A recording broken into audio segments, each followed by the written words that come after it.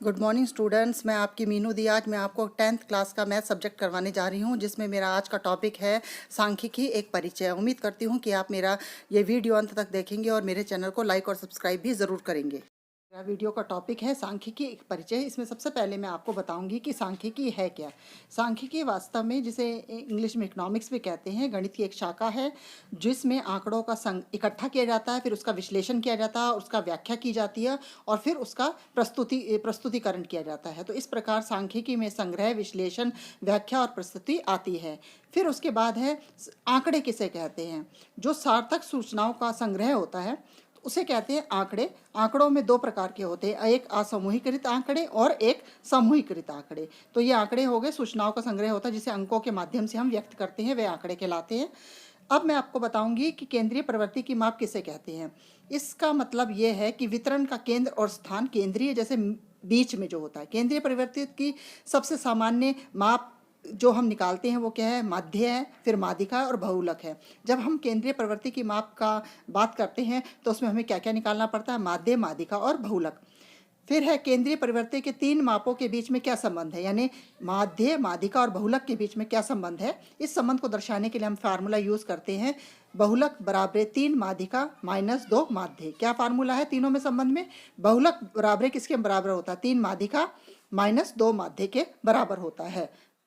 इसके बाद है, यदि वर्ग अंतराल सतत ना हो तो उन्हें सतत बनाने के लिए क्या करते हैं, उनको 0 पॉइंट निम्न सीमा में से 0.5 घटाया जाता है और ऊपरी सीमा में 0.5 जोड़ा जाता है। आगे वाली जो होती है वो निम्न सीमा होती है और पीछे वाली क्या होती है, ऊपरी सीमा होती है। अगर हमें मध्य मान निकालना है या वर्ग चिन्ह निकालना है, वर्ग चिन्ह निकालने के लिए हम कौन सा फार्मूला यूज करते हैं, वर्ग सीमा निकालने के लिए हम करते हैं ऊपरी सीमा प्लस निम्न सीमा बटे में 2। क्या करते हैं, ऊपरी सीमा प्लस निम्न सीमा बटे में 2।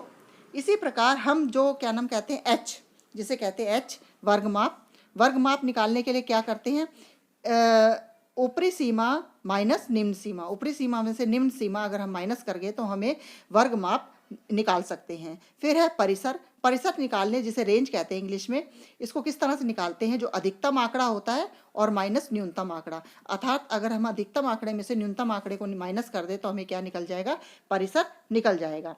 इसके बाद है माध्यिका।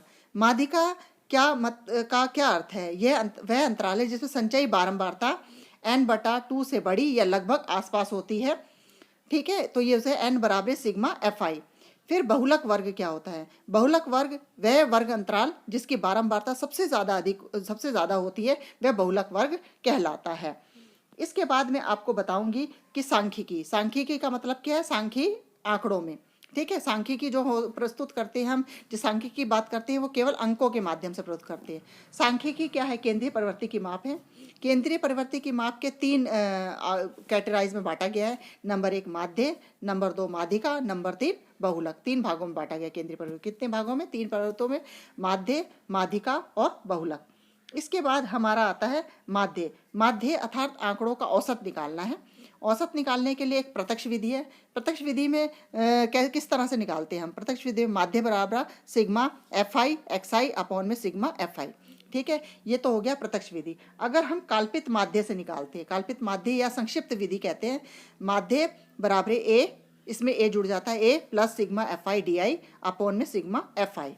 फिर है अगली विधि पद विचलन विधि। क्या है, पद विचलन विधि। ये है इसकी 4, जिसे हम माध्य ज्ञात कर सकते हैं। इसको माध्य को हम कोई ग्राफीय रूप में व्यक्त नहीं कर सकते, इसे केवल हल किया जाता है इन फार्मूलों के माध्यम से। तो ये था माध्य निकालने के 3 विधियाँ। अब मैं आपको क्वेश्चन करवाऊंगी। दिए गए आंकड़े हैं 255, 125, 130, 160, 185, 170, 103 का हमें परिसर ज्ञात करना है। परिसर ज्ञात करने के लिए क्या है, अधिकतम अंक क्या है 255, न्यूनतम अंक क्या है 103, 103। तो परिसर निकालेंगे बराबर अधिकतम आंकड़ा माइनस न्यूनतम आंकड़ा। परिसर बराबर अधिकतम आंकड़ा क्या है 255 और न्यूनतम आंकड़ा क्या है 103। तो परिसर आ गया 152। क्या आ गया, 152। तो इस प्रकार हम अधिकतम आंकड़े में से न्यूनतम आंकड़े को माइनस करके परिसर निकाल सकते हैं।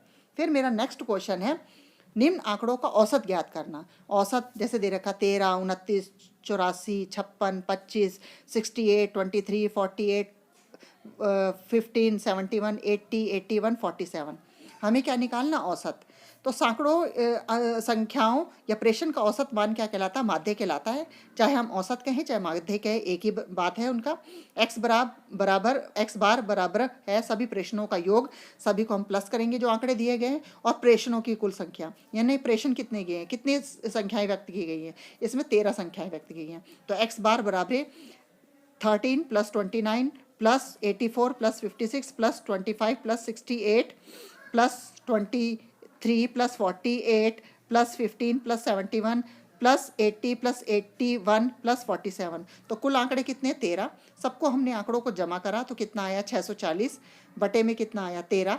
जब हम 640 को 13 से भाग करेंगे तो हमारा आएगा एक्स बार यानी औसत, जिसको माध्य भी कहते हैं, 49.2307,692। इस प्रकार हम आंकड़ों का औसत निकाल सकते हैं। सबको अगर हम प्लस कर लें और जितनी संख्याएं हैं उनसे डिवाइड कर लें, जितनी उनको गिन लो कि 13 है, 12 है, 14 है, जो भी संख्याएं दे रखी हैं उनको नंबर से डिवाइड कर दे तो हमारा एक्स बार यानी औसत निकल जाता है। तो ये था मेरा आज का वीडियो। धन्यवाद।